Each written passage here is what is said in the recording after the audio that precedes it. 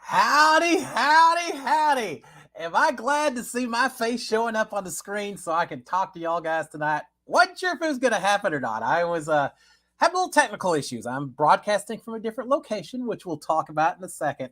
But I'm glad I'm out there. And if I'm not, then I guess you won't be telling me. If you can hear me, if you can see me, give me a thumbs up or tell me so. I'll talk anyway, no matter what. But y'all know it's nicer to have a little interaction going back and forth. I hope y'all are doing fantastic, guys. Before we even talk about this background location and such, let me just start off with a big old SKD 143. I love my wife. I love my kids. I love all the reality TV fans out there. Love you guys. As I always say, I love spending a Monday night with y'all. It just starts the week off a little bit nicer when I got friends out here to touch bases with and everything. Fiery Ice saying loud and clear. Well, thank you. I've had people tell me my voice was loud and clear before. Christy Murphy. It's I've never had an issue with being soft spoken, as my wife will verify as well. So welcome to all of y'all. Hope y'all are doing fantastic. Marine saying we can see and hear you. Good. I don't know what was going on. I was having issues earlier. I'm in a hotel, Wi-Fi maybe. Y'all know how it works sometimes, right? Again, if I look a little whatever, if I suddenly just start fading in and out or whatever, at some point, it's got to be the Wi-Fi. But we'll see. All right, let me look at some comments here real quick and some howdies before we get going talking about it. Ma is angry. Very first one out here and ready for Better Call Saul. Ma, we'll make sure you get your chance to check it out. I mentioned last week I want to get caught back up on Better Call Saul, but I've got another series I'm starting to get caught up on. I'll talk about that first. Bing Bong. I'm ready for my first time here live on Cliff Notes, that's for sure. Well, Bing Bong, welcome to you. Welcome aboard. Happy to have you on here. Here's the way it normally works. I've got a few topics, obviously reality TV, a few things that we talk about, but I'm also kind of open. So Bing Bong, if you got any questions, feel free to throw them out there on the comments. And I can't promise that I'll see every single comment, but I'll do my best. And for those of you who may not know, normally when I do this show, I'm talking to y'all, I'm reading the comments, but I also have Sharon, my wife, helping me out. If comments are going so fast that I've missed something, she'll try to write some stuff down or get me to look back over and all that. It's just me going solo tonight. I hope Sharon's out there watching. I bet you're. Hey, love you, honey. Love you. But no, I'll try to keep track of all the comments. I don't have a whole lot of topics because I was busy with work and travel and everything else. So it's kind of open ended tonight. Any questions? Y'all picked the right night to be out here and throw them out there. Bing Bong saying this thumbnail's really good. Well, thank you. I have fun. I didn't have a chance to Photoshop any, fancy whatever, but I like the pictures. CBS, I guess they can do a decent job of photoshopping and making even someone like myself look pretty good sometimes. Ma saying there's mold on my cheese. Yeah, some cheeses you're supposed to have a little mold on it, right? All right, Mark Taylor. Hey, Cliff, with 4 left in Big Brother Canada, who has the best odds to win it all? We'll talk about Big Brother Canada in a second. Best odds? I don't know. I'm kind of cheering for Kevin, though. I know a lot of people aren't. There's other people that are Haleen and John. I mean, there's other people. It seems like they get more support. I kind of like Kevin just because he's been a little pot stirrer the whole time he was in there. So we'll see. Marine Carroll, howdy, back to you as well. Glad to see you on board. Cindy Hire saying I couldn't log in last week, was here listed. Well, thank you, Cindy. I appreciate that. There's people who watch it on replay as well. So I know not everyone watching is able to comment all the time, but it doesn't mean I still don't absolutely thank you and appreciate the sitting in and being part of the show. Absolutely. Let's see. Josh is obviously winning. Here's the thing. Of the people that are left in Big Brother Canada, I'm okay with any of them winning. It's been an interesting season, but again, I'm kind of cheering for Kevin. I want to reach out to Marty, and I haven't done it yet because he's in the jury house, so I haven't even bothered sending stuff to Instagram accounts or anything like that. But once they're out of the house and back to real life, I just want to kind of touch bases with Marty. I'm curious to see a lot of these Big Brother contestants, be it U.S. or be it Canada, either one.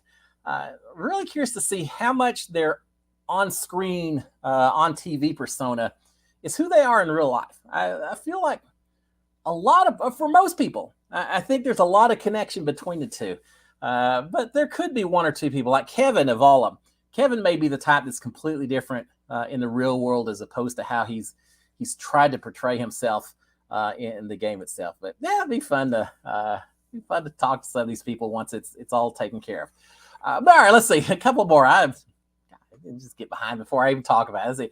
Jake the Horror Movie Geek. Jake, how are you doing? Howdy. Mark Taylor as well. Fiery Ice. What's for lunch? Airport food. I flew into Pittsburgh. I'm actually in West Virginia, of all places, for a conference. That's why everything looks a little bit different right now. Kathy Robinson Pickett. Howdy, Kathy. How are you doing as well? Amanda Lowe can see me clearly. I can see clearly now. I don't think there's any rain up here, but good. I'm glad to see that. Yeah, boss saying make a prank that I can't. Yeah, if you pretend, Ma, like y'all can't hear me, I'll just keep talking louder and louder and louder, and before you know it, someone's going to get a speaker blown out, and you're going to point the finger at me, and I'm going to be really, really sorry to have that. Cindy Hire saying, "Where's your hat?" I'm not in Texas. I'm in West Virginia. I've thought a cowboy hat, may be just a little too much for West Virginia. So I left it back at home. Left the 10-gallon hat on the 10-gallon stand. So yeah, you'd have to just deal with the old hair. It was funny in the Big Brother house.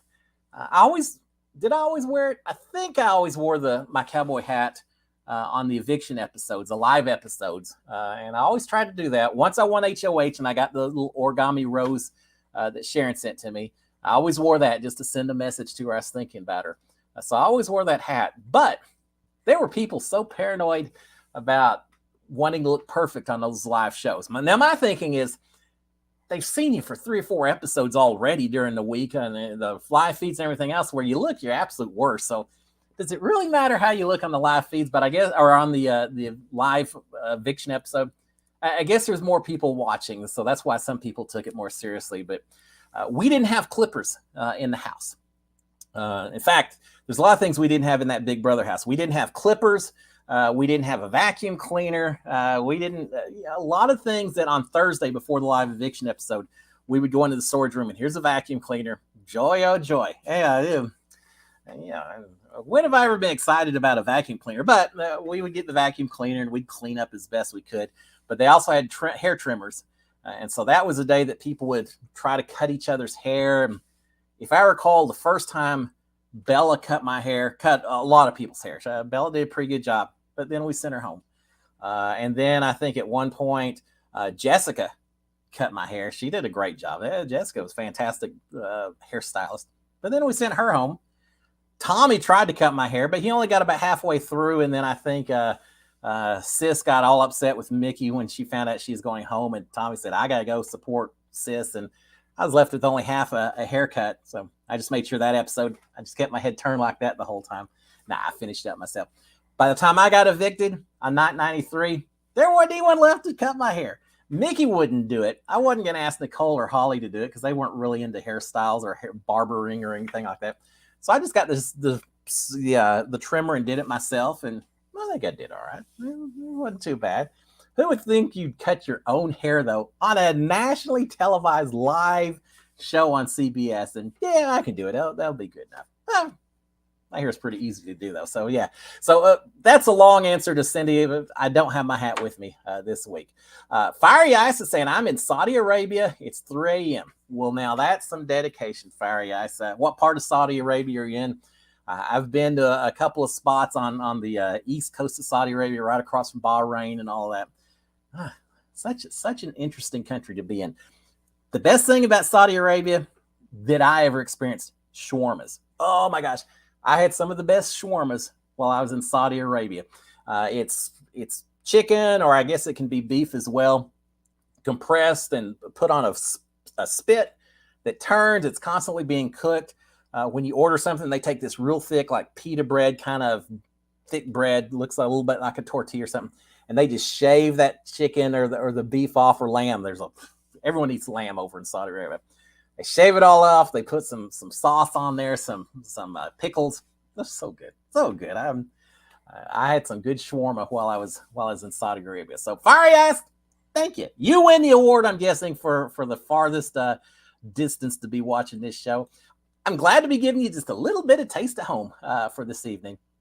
And Brian's saying, welcome to the Eastern Time Zone. Yes, indeed. It is 8:15 here my time. And for next day or two. And Ma saying he appears to be on vacation. Ma, I wish. I'm in advance. Let me go through the comments and everyone out here, and then I'll tell you where we're at before we go on anything else. I just keep dragging it out, right? Let's see. Jeffrey Bays as well. Howdy, Jeffrey. Stop by for a second to say hello. Have to go, but we'll watch tomorrow. Well, when you watch it tomorrow, Jeffrey, howdy, and glad to have you on board. Birdman saying, what do you think about last week's Tribal and Survivor? Remind me that, because I'm not going to talk about it right now, because I got to talk about the room and all that, but what a tribal council, right? Oh my gosh. And Bing Bong saying, Cliff, Kevin and Helena made a very similar move as you at the Final Five. Just a quick little correction, Bing Bong. Made a similar move as me. Now, made a similar move as me and Nicole. We were in that together. I told Nicole, whichever way you want to go, I'll back you up. And Nicole obviously was listening to me as well, but I get it. Kevin and Helena had the same situation, a little bit of, it's not just who do you trust more or who do you trust less, but who gives you the best chance, not just to get one more week down the road or one more slot in the finishing line, but who gives you the best chance to actually make it to the final one, to the final two. And yeah, with Nicole and I, nothing against Holly, but Holly, I just felt like Tommy was so much stronger of a competitor when it came right down to it versus Holly, both in terms of a jury vote, but also in terms of the different competitions and everything else. So, the worst case situation would have been if Nicole and I were having to compete against Mickey and Tommy to try to make it to final two. So anyway, there you go. Ma saying, where's Sharon? Sharon's at home. Sharon may be watching out here, Ma. And Ma's saying, where's Sue Hogg? That's my mom, and she may be out here watching as well. We'll see. Sometimes they just listen. Mark saying, did the Challenge Champions start? I don't know. What network is it on? I think it's going to be on the Paramount Network. I'm not even sure if it's going to actually be on TV. I think it may be strictly an online-only type show, I think. But I haven't kept up that much. All I know is that some of the people that I've talked to in the past are suddenly not talking to me anymore, like David Alexander. So I know he's down there in Argentina doing the show and all, but I don't really know any details about it yet. And Mark's saying Kevin is history. I know. I wouldn't bet on Kevin to win it, but I still liked watching him play the game. So there you go. Bing Bong saying Kevin mentioned you on the live feeds, so he'll be someone who will be fun to connect with. Yeah, I heard that. I'm going to reach out to Kevin. He watched Rob Has a Podcast. I listened to it, so yeah, I have a feeling we know each other. Not that we played exactly the same game, but he was a strategic kind of player. I'd like to think I kind of was strategic at times. Cindy Heyer, Moss, they went away for the weekend, was in Parsippany, New Jersey for Chiller Theater Expo. All right, Cindy, I know someone else who was at Chiller Theater Expo, and that was Nicole Anthony, because she saw Mickey Dolenz there from the Monkees. And she took a picture with him. Nicole is such a huge Monkey fan. I'm sure that was one of the highlights of her celebrity experiences. So yeah, I don't know if you saw Nicole, but I know she was there also. All right, let's see. Amanda Lowe, are you going to the Texas State Fair this year? I'd like to. It's in October. It'd be fun. I go to the Houston Rodeo. It'd be fun to go to the State Fair as well.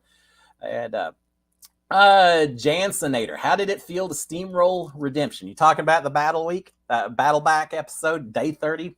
If so, it felt pretty good. It sure beat the alternative. Such a glorious night, winning that Battle Back, and then actually winning the HOH just a few hours later. That was pretty cool. And Ma saying, moral of the story, don't cut Cliff's hair. I'm like the anti-Samson, right? Cut my hair and cut my hair and you get evicted. So that's the curse to the person cutting the hair, not the person getting the hair cut, right? Didn't have anything to do with me. But don't be the barber in the house. I remember when I was trying out for the show, I talked to one of the producers and they say, now Cliff, do you have any experience cutting hair? Because we don't have hairstylist barbers. You don't go out once a week to get your hair cut or anything. And I said, well, I've never really cut hair intentionally, or well, but I've sheared sheep in the past. When I was growing up, I was more into engineering than agriculture, but my brother, Robert, raised sheep, and we had cows and all kinds of. So I've sheared sheep before. I know how to do it with the trimmer. I told her, I said, worst comes to worst, I've sheared a lot of livestock. So yeah, I can cut hair if I need to. She started laughing and said, well, let's hope there's a real barber or someone a little bit more experienced in that house than the sheep shearer, but we'll keep you as a backup. Yeah, they never needed me for that. Funny when you tell people, say, hey, I'll give it a shot. I've cut hair on sheep before. Amazing how quickly the people say, yeah, I'm good, Cliff. Go ahead and go have your coffee. Don't worry about it. I'll get someone else to cut my hair. They don't trust me. I can do a decent job. All right, let's see. Mark Taylor said, is the Jury House in Big Brother USA close to the soundstage? Well, Mark, I'll tell you, first of all, I don't know, because I never went to the Jury House. Number 4, evictee doesn't go to the Jury House in the USA. They go straight to the round table the next night, and then they're in a sequestered location. It's not the Jury House for the last 6 days before you vote to give someone $500,000. So I don't know personally, but I also was told that one of the reasons that they weren't sending me to the Jury House for that last week was because the Jury House was somewhere not close to the soundstage. And I'm not saying because I have some deep, dark secret that I've promised to keep. I just don't know. It was up in the hills or somewhere far away from Burbank and the CBS studios where they filmed Big Brother. So, yeah, it's far enough away. They didn't want to put me in a car and send me out that way. So, I don't know where it's located. But that's the shots. Yeah, we watched. Yeah, I always do the film of the Jury House. It always looks pretty nice, right? It's up in the hills somewhere and looking pretty sharp. I missed all that, but I don't care. I would have rather been in the house getting one last chance to compete to try to make it to the very end. Yeah, Ma saying leave it up to Cliff to give an entire story for a question. All right, here's a little hint for you guys. I know I've said this before, but being me, I'll say it again. If you ever try out for Big Brother, and most of if you're 21 or older, you should be trying out, because it doesn't hurt anything, right? If you try out for Big Brother, whether you show up at casting call, or I guess nowadays it's all sending in a tape instead, don't ever give a yes or no answer. If someone asks you a question, they want people who talk. So if they ask you a question, don't say yes or no. Don't just give a little 15-second answer. Talk to the point that they got to shut you down to move on to the next question. I truly think that you can be the biggest villain, the biggest strategic thinker, or there's all kinds of the funniest person, whatever. But at the end of the day, if you're going to be on reality TV, you better be able to talk and carry on a conversation. And what's the Seinfeld? Oh, what's the show about? Nothing. We're just going to do a show about nothing. Well, that's me. Cliff, what do you want to talk about? I don't care. Give me anything. Here's a rock. Here's an M&M. Here's a gummy bear. I'll talk about it. I'll give you a 30-minute speech on gummy bears. So I think the producers and the casting people like someone who will talk about absolutely nothing. And I think I've proven on these episodes that I can talk about absolutely nothing when I need to. All right. Ma saying that travel made me angry. Remind me, because we will talk about that. Birdman. Hey, Birdman, how you doing? Small inside scoop on the Big Brother players watching a live stream. Celeb from Big Brother 16. He just had a kid and asked if he'd return to either Big Brother or Survivor, and he said both. A lot of these reality people, we can't get enough of it. Most of us would be willing to come back again if we got a chance. And someone's saying, Caleb, beast mode. I've talked to Caleb. I saw him at the fight in August when he did the celebrity or the Canada versus U.S. Big Brother fight. He's a great guy. I like Caleb. He was a little intense on Big Brother, right? He had a thing for Amber and was a little intense about it, but I like Caleb. He was a nice guy. All right, let's see. Quentin, I'm trying to get through these comments. Then we'll talk about a few things. Quentin picked us and how we doing, Cliff? First time here. Well, Quentin, welcome aboard. You came on kind of a weird episode, but enjoy it. And then we'll go back to regular next week. Boss saying I think Don Budd was the Monkeys. They had a lot of Monkeys. I'm a Monkeys fan. I grew up watching the Monkeys. I like the Monkeys. Bing Bong, were you called for Big Brother 22 All-Stars? Bing Bong, if I was called, I probably would have been on the show because I wouldn't have. Yeah, they were busy. They had other All-Stars to take care of. it's probably just as well. Do you know how chapped I would have been if I got in there and found out that you had all these pre-done alliances and everyone else already had their groups put together? And I'd be sitting there saying, damn, another big alliance I'm gonna have to try to crack open and try to make something happen with it. That would have been horrible. Maybe I could have kept Nicole a little more even keeled. I felt so sorry for her a few times in that house. She had a hard time in All Stars, but yeah, it was all tough. Fiery Ice, I'm in Riyadh, and you're right. The shawarma is great, but the lamb and rice has me hooked. I like the rice. I like the lamb. The first 4 or 5 times I had it. After a while, I'm ready to move on to some different things. But an interesting country. Very interesting. See, Mom. All right. I think and Fred Benson. Sorry I was late. SKD 143 every day. Welcome aboard, Fred. And with that, I'm going to tell you all the story that I've been putting off forever about the background and everything else. So here's the deal. I'm not in Houston. I'm not in Texas. I actually am in the northwest panhandle of West Virginia. I flew out here. The other people on Big Brother and Survivor and all, they're all at Coachella and they're at Stagecoach. Kat Dunn's over there wearing 40 pounds worth of rhinestones on her hats and outfits and everything else, and taking influencer photographs and listening to all kinds of country music and all that. I'm a working man. I'm back to the real life, real world type stuff. And so this week I actually have a West Virginia manufacturing exposition summit that's going on. So I came over here to visit, network, talk to people about work stuff. Boring if you aren't involved in the process. So that's what I'm doing. So I had to fly in, got up so early this morning, like 4 a.m, got up, got to the airport, flew to Pittsburgh, got a rent car, drove down to West Virginia because that's the closest city to where I'm at. Drove down here, got checked in and everything, and I am now in West Virginia, and there's my fancy hotel room. It's all right. It's a cool resort. I'm up in the hills, and I guess during the wintertime, maybe this is a ski resort or something. I don't know. There's golf courses everywhere. I used to play golf when I was in high school, junior high, and a few times I was in college, and then I just not enough hours in the day to play golf. But a lot of people playing golf. So that's where I am. So as a result, I don't have Sharon here with me helping direct the show.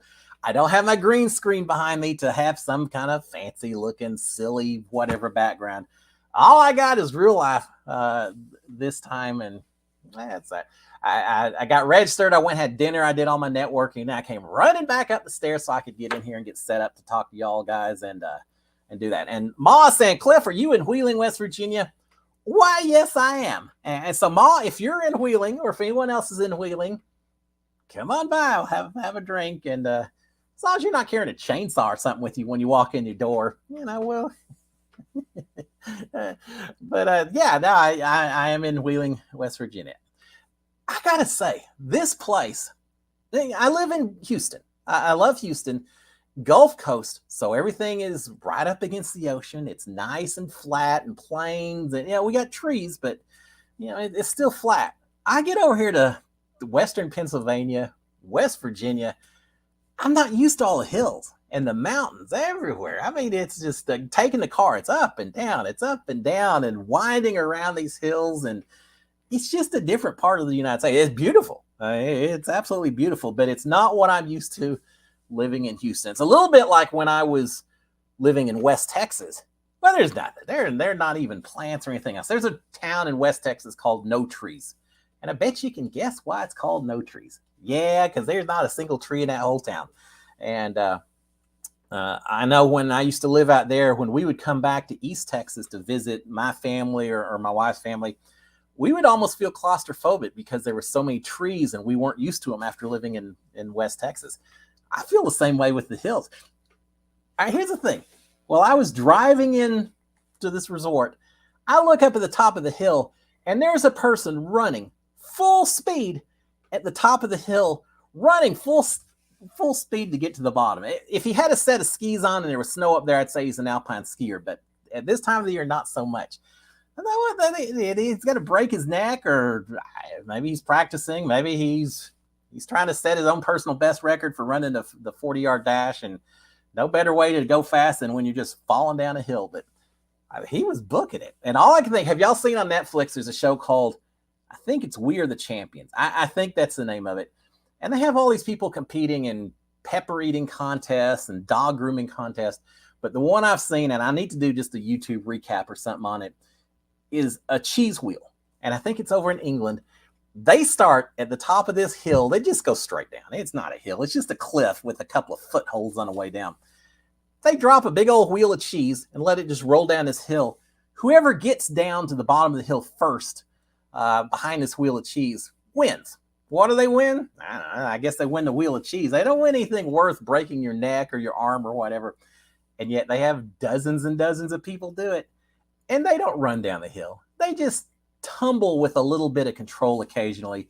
And more than anything else, it's just protect your head, and other broken bones, you're all right. As long as you don't break your neck, I think that's the mantra of these folks. If you haven't watched it and you've got Netflix, check it out, because I laughed the whole time this show. It says something about humanity. Maybe it's the same thing about the idiots who go on Big Brother and are willing to just put everything out there for TV.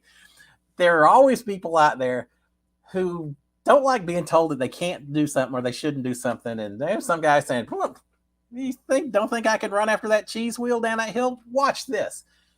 And what's amazing is there's 100 other people that say, yeah, okay, if you did it, I can do it even faster. Next thing you know, you got a race.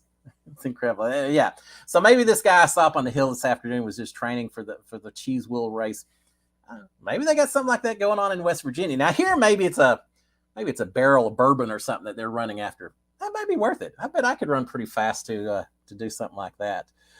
But anyway, yeah. So I am in West Virginia. I'll be here for a couple of days before I fly back home, and it's a beautiful place. I'm gonna have to come here for a vacation one of these days. This is not vacation. This is strictly work. But at some point, I'll bring Sharon. We'll come back here. Cindy Howard was very sad to hear about Naomi Judd. Oh, that's so terrible. Oh, so awful. I hated to hear that. We just saw Sharon and I watched the judge singing on the CMT Awards just last week. And they were as amazing as always. I listen to the Judds. I know pretty much every one of their songs by heart. I think I had their CDs. Was it CDs back then? I guess so. Yeah. And then to hear that it was, it's a mental health issue. And guys, if y'all are ever feeling like you just, you're having issues, then find someone to talk to. Find me or someone else. Don't ever think that there isn't help or that you can't find a better place. Because that's, you do something like Naomi Judd did, it's not just her life. You're affecting a whole lot of other people's lives that you're going to miss her incredibly. And so unfortunate. Yeah, I was very sad to hear that as well. Cindy, that was a little tough. All right, let's see. All right, Mark Taylor. Let's talk about that, Survivor, because I mentioned it before. It's time to try to get Jonathan out in Survivor. He's getting too good in this competition. And can Marianne make a moment show? All right. Yeah, Jonathan is, if they don't get him out quick, it's going to be harder and harder, because when you've got 10, 11 people fighting for the immunity idol, the odds are that he's not going to win every single one of them. But once you get it down to just 5, 6, 7 people, the odds get more and more in his favor that he's going to be able to beat out the other people when you've got fewer people competing. It's kind of like Big Brother. Now, at the very beginning, someone like Mickey, he didn't win any competitions in the beginning. Now, some of that's because he threw some and things like that, but it certainly got a lot easier to win the competitions towards the end when it's just a handful of other people you're competing against. And Jonathan's the same way. And we've seen people win Survivor following the same strategy that I think Jonathan's going to have to follow. Ben and Mike Holloway are the two that always come to mind that were just comp beasts at the end and won, even though they were targeting those guys every single week. Every single week they were winning, it seems like, and they survived to the end to win it. And yeah, I think Jonathan could do that as well. He's a nice guy. Social game, I think he's played a pretty good social game. But from a competition standpoint, you can't let him stay in there. But having said that, I kind of think right now the two people that I'm cheering for most of everyone that's left in Survivor, the two that I kind of would like to see continue to do well, Jonathan and Omar. I like Omar. I think Omar, he kind of is a little bit under the radar. He doesn't present himself as this huge physical threat to anyone, and yet he just whispers and gets in people's ears and kind of corrects the course to the direction he wants it to go a little bit. I just, as long as he doesn't get caught up or get caught telling some people something that makes some other people mad, you got to be careful when you do that. But as long as Omar is a little discreet about the way he's doing some of these whispers, I think Omar's going to do pretty well. I'd love to see Omar win it as well. But the question came back, or I was asked earlier, what did I think about that tribal last week? Yeah, Roxroy getting voted out at that tribal. That was amazing, right? Oh my. Yeah, no, that's not the tribal y'all are talking about. That was the first one. The second one with Tori getting sent home. That was hard. We had Drea. She got in there and she sees Roxroy's gotten voted out. Chanel's already on the jury. And then she makes that mention about seeing two people on jury that look a lot like her, and it's making her a little nervous and all of that. As I don't really think there was a racist component to it. I mean, Chanel, certainly Drea and Marianne both voted to send Chanel out.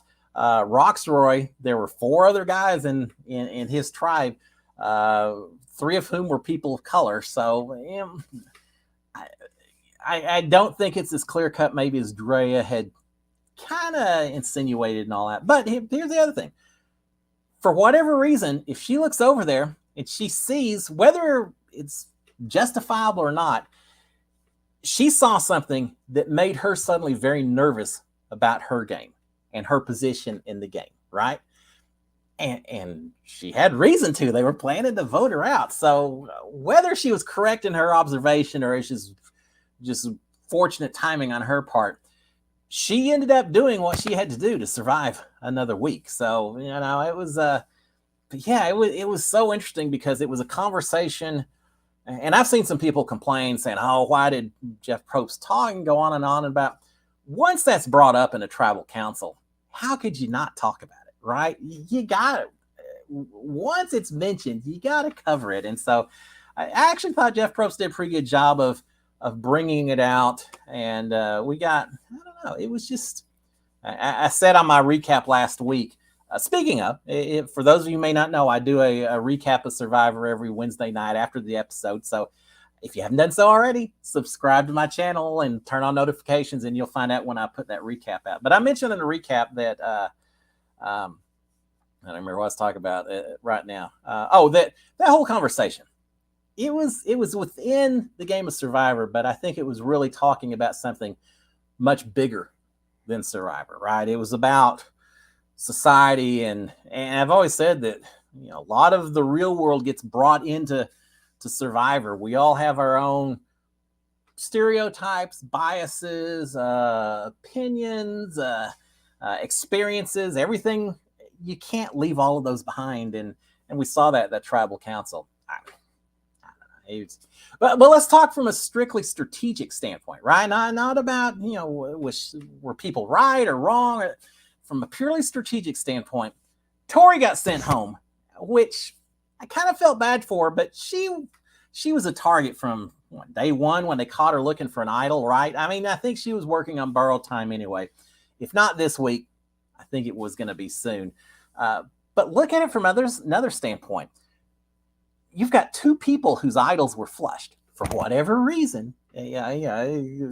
However it worked out, at the end of the day, 2 people use their idols and they're no longer in play in the game, which is going to be huge from a strategic standpoint. I'm really curious to see how everyone interacts within this group that was at that second tribal council, and everyone else who is going to. How are they going to? How is this group of, what are there, 9 people left? How are they going to come back together and move on from this? I don't even know if move on is the right word. Maybe I don't know what the right word. Move on from it, accept it, recognize it, build that into their strategic equations. That's it. I mean, everyone's got to think about how this has affected everyone else in that game, when they're making their decisions going forward. I think that was an episode that's going to be talked about for a long time within the game of Survivor. So it was interesting. It was.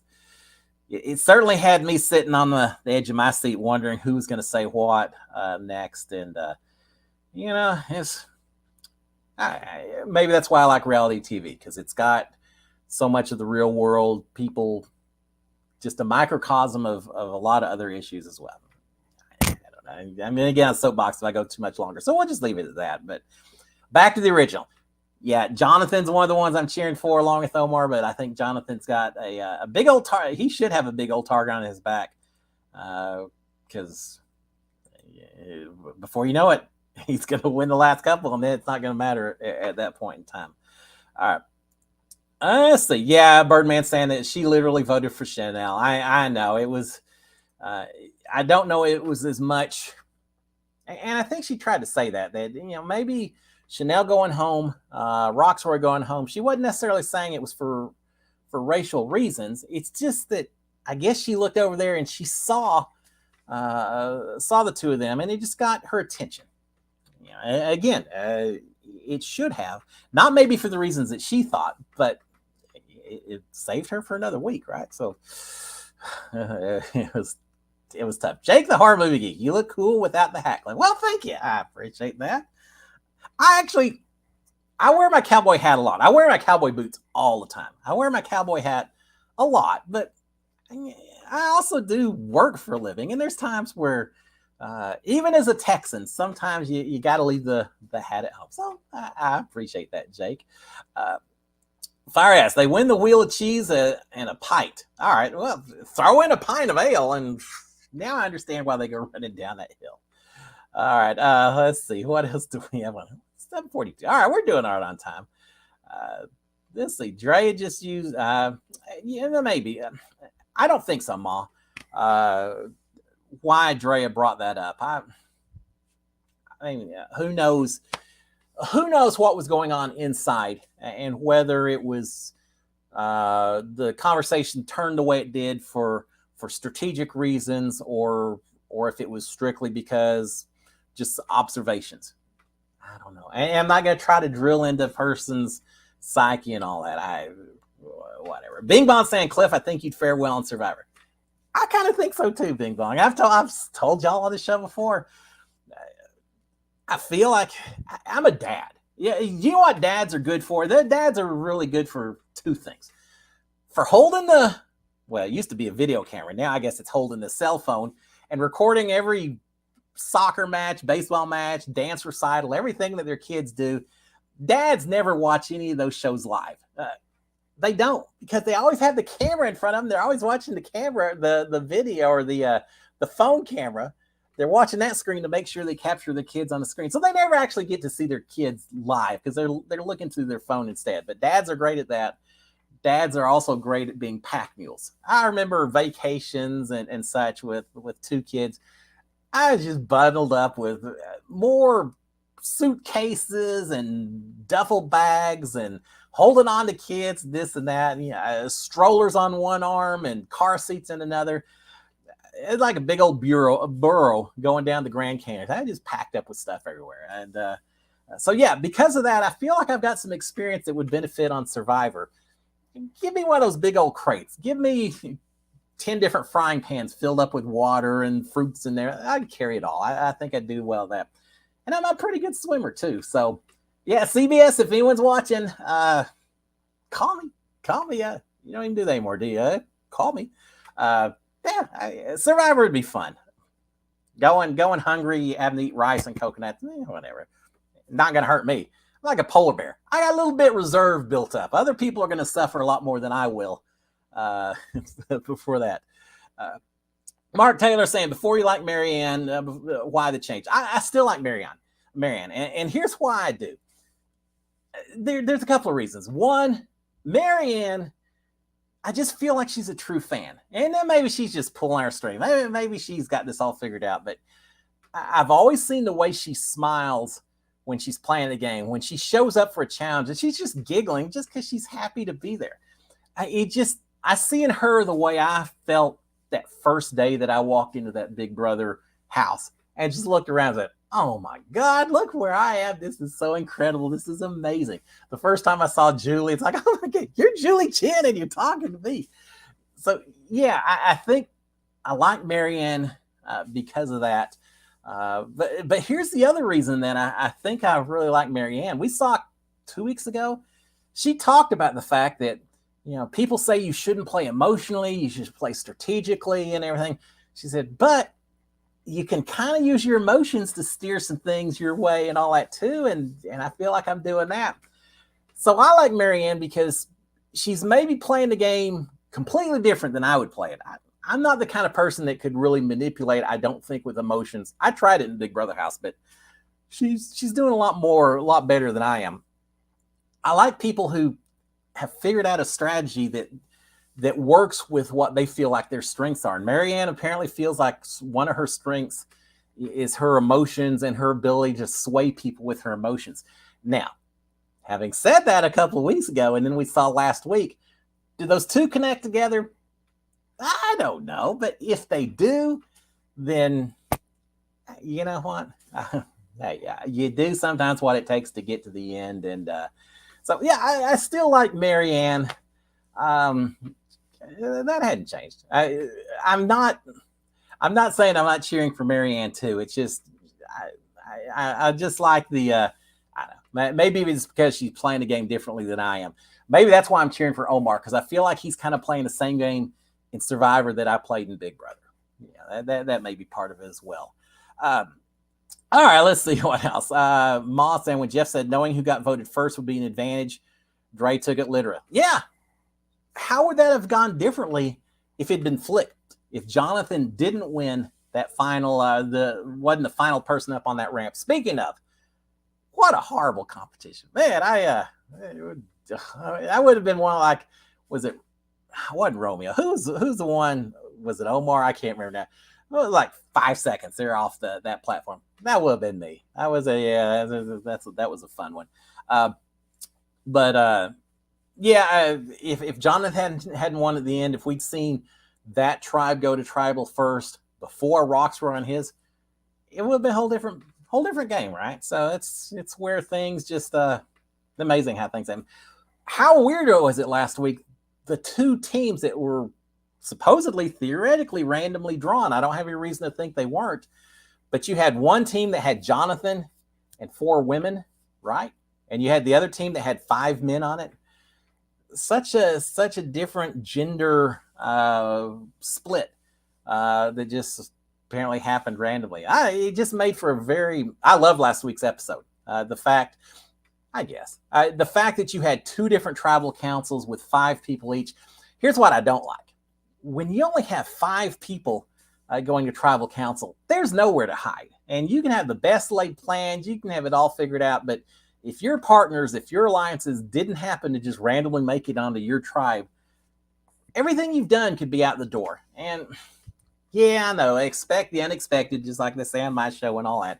I understand that, but I think there's something to be said for the ability to slowly build up your relationships, your strategies, and to have it all thrown away just because randomly you got put on a tribe with no one else that was part of your group.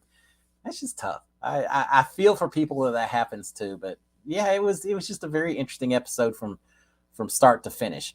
Ma saying Marianne didn't need to butt in. She wasted her idol for what? Well, I don't know. I mean, it's easy for us to say, Ma. Here's what I've said before about Big Brother, and I'm going to say about Survivor too. I am not ever going to criticize or condemn anyone on any of these reality shows for any decisions they make, even if inside I think maybe it was a little bit of a mistake, because I understand the pressures, the expectations, the lack of information, everything that makes it that much more difficult for you to make your right decision or figure out what you think is the right decision. Now you say, yeah, Marianne didn't even need to, she wasted her idol.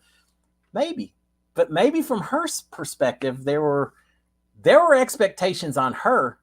Let me say this. When I was in Big Brother, everything I did was trying to win the game, but that doesn't mean I wasn't also aware that there were a lot of people watching Big Brother that were evaluating every move I made.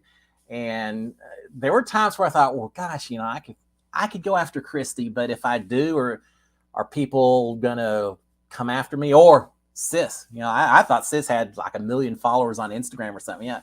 And I remember thinking, if I make Sis too much of a villain that I'm going after her, are all her fans going to come after me? There's little things that you got to think about that you got to realize that these people on these shows may be thinking about peripheral, but that doesn't mean it doesn't have relevance.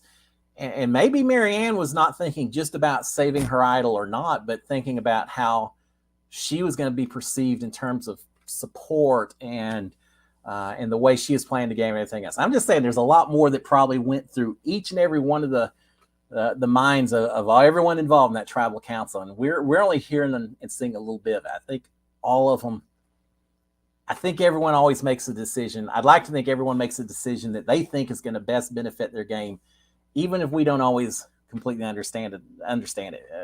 Y'all get what I'm saying? It's but yeah, Brian's saying 2 idols flushed. For whatever reason, there were a lot of idols flushed. There's a lot of advantages sitting out there this particular season, right? I mean, Drea lost an idol, but she's still got a lot of advantages that she can call out or utilize as well, right? All right, let's see. I'll skip through a few of these. I don't want to get too much into it because I know there's been a lot of talk. It was an incredible episode. Theismann, Survivor isn't about race. People sign up to play Survivor and win immunity and vote people out. This is what Survivor does. It does not matter what race you are. Yes, I agree. In a perfect world, I absolutely agree. In reality, as I said before, every one of those players is bringing all their experiences, their perceptions, their opinions, and they're utilizing all of that to help steer them towards what they think is the best decision. Now, we may say they're wrong, but perception is reality. We also say someone may be wrong, but that doesn't mean that you still better not be prepared to understand those perceptions and how it may steer people one way or the other. So, yeah, Survivor does not exist in a vacuum. Neither does Big Brother. It's a tough game. But that's what makes the game so much fun to watch as well. All right. Birdman, you watch NASCAR. You know what, Birdman? I watch a little NASCAR, but I watch a whole lot more Formula One. And that's because I used to do so much international work and over in the Far East or in the UK, in the Middle East. Formula One is such a huge, huge sport that I quickly realized I better learn all the racers and all the cars and all the teams and all that, because it just helps when you're selling jobs to people over in other countries if you can talk sports with them. So I started following Formula One because of that, and I've followed ever since. I watch NASCAR, but I just, when I watch NASCAR, I'll just, if there's a race on the TV, I'll keep on watching it. Formula One, I record, I keep track of the standings, everything else. All right, let's see what else. Let's see. NASCAR. A little more Survivor. I think we're going to move on from Survivor. It was very interesting. All right. All right. I knew we were gonna have a lot of Survivor talk, and that's okay. It's think of it from CBS's standpoint. This is what they want, right? They want people talking about the show. Whether you're going to criticize the show or you're going to applaud the show, criticize the players, applaud the players, whatever, CBS just wants us talking about Survivor. And guess what? They won. They got what they wanted. I will say, last season Survivor, this season Survivor, some of my favorite seasons in a long while now. The Golden Age was great because it was all so new, but I'm okay with these last couple of seasons. It's been very, very interesting. All right, Theismann saying, I heard Big Brother UK is coming on soon. I heard talk about that. I don't know if it's regular or if it's the celebrity version, but I'm telling you, I want to establish a network. Let's just call it the Big Brother Network. And we will show Big Brother from all over the world. We'll show USA, we'll show Canada, we'll show Australia, South Africa, UK. There's got to be 40 or 50 different Big Brother franchises out there, countries that do Big Brother. I may be overestimating a little bit, but not by much. You could have 24 hours a day of Big Brother programming and still not get it all fit in. Now I know it's probably all kinds of difficult getting all the rights to do it and everything, and I'm not a TV guy, but give me a 24-hour reality TV channel, which they tried in the past. Do it again. I'll be one of the first ones to sign up. But I'll be one of the hosts. What a cool job that would be, just to introduce and talk about reality TV all day long, every single day. That would be all right. All right, let's see. Are you excited for Big Brother 24? Bing Bong's asking. Yeah, absolutely. I'm ready for it. We're just about done with Big Brother Canada. Now we got Big Brother 24. I think casting may have finished up in May 1st. I'm not real certain, but yeah, I'm excited. I've had a couple of people send me things saying, "Oh, Cliff, I really want to be the next person on," and I sent in a video. If any of y'all that watch Cliff Notes Live, if any of y'all make it on the show, you are gonna you won't see it because you'll already be in the house once it's revealed. But for those of you who are watching my show the day after that announcement, you are going to see me doing the biggest happy dance and see me with the biggest cheerleading squad set up for whichever y'all make it onto that show. How cool. Oh, how much fun would that be, knowing someone going in? And, I did that with Nicole after our season when she went back in, she and David. I knew them. I personally knew them. So it just made it that much more fun to watch and cheer for them. If one of y'all make it on,